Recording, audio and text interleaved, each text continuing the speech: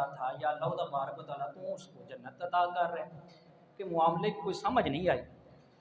تو اللہ تبارک و تعالیٰ نے فرمایا جس میں ہمارے لیے سبق بھی ہے، اللہ تبارک و تعالیٰ نے فرمایا اصل بات یہ ہے کہ یہ جو عابد تھا، زاہد تھا، اچھے کام کرتا تھا، اس کو کس نے اختیار دیا ہے میرے فیصلے کرنے کا؟ جنت میں کس نے بھیجنا ہے؟ اللہ تعالیٰ نے۔ جہنم میں کس نے بھیجنا ہے؟ اللہ تعالیٰ نے۔ یہ میرا کام تھا اور یہ میرے کام دنیا میں اپنے فیصلے صادر کر رہے ہیں میری طرف سے، اب میری مرضی ہے۔ دیکھیں نا، ہم ایک پڑھتے ہیں نا قل هو اللہ احد اللہ الصمد، اللہ تبارک و تعالیٰ بڑا بے نیاز ہے۔ بلکہ میں بچوں کو بتاتا ہوں کہ اللہ تعالیٰ کسی کو جواب دے نہیں ہے۔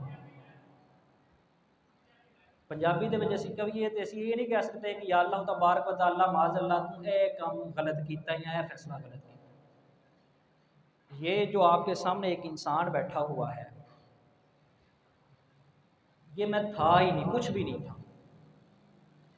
تو جو اللہ تبارک و تعالیٰ نے مجھے بنایا، مجھ میں جان اس نے ڈالی، اور میں یہ آپ کے سامنے موجود ہوں، کھاتا پیتا ہنستا جاگتا ہوں، سب کچھ کرتا ہوں، تو یہ کس کی نعمتیں ہیں ساری دی ہوئی؟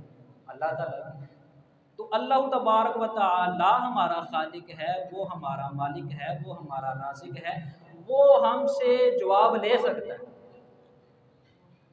ہم اس کو یہ نہیں کہہ سکتے کہ اللہ تبارک و تعالیٰ یہ معاذ اللہ تم نے غلط کیا، اس کا جواب دے۔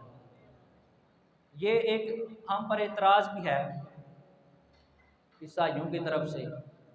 وہ کہتے ہیں کہ معاذ اللہ اسلام جو ہے وہ متضاد چیزوں پر مشتمل ہے، یہ وہ کہتے ہیں۔ وہ کہتے ہیں ایک طرف تم کہتے ہو کہ اللہ تبارک و تعالیٰ بڑا عدل پسند ہے، انصاف کرتا ہے، اور دوسری طرف تم کہتے ہو کہ اللہ تبارک و تعالیٰ بڑا رحم فرمانے والا ہے۔ یہ کہتے ہیں متضاد کیسے ہوئی؟ کیونکہ اگر وہ عدل کرے تو پھر رحم نہیں ہوگا، ہو سکتا ہے ایک بندہ برے کام کرتا ہو، تو عدل تو یہ تھا اس کو جہنم میں بھیجا جائے، اور ایک بندہ اچھے کام کرتا ہو، عدل تو یہ ہے کہ اس کو جنت میں بھیجا جائے۔ اور اگر ہم دیکھیں کہ اللہ تبارک و تعالیٰ سے بڑھ کر رحم فرمانے والا ہی کوئی نہیں ہے، یہ جو ہم سنتے ہیں نا سارے علماء سے کہ اللہ تعالیٰ 70 ماؤں سے زیادہ رحم کرنے والا ہے، یہ کسی حدیث میں کوئی نہیں ہے۔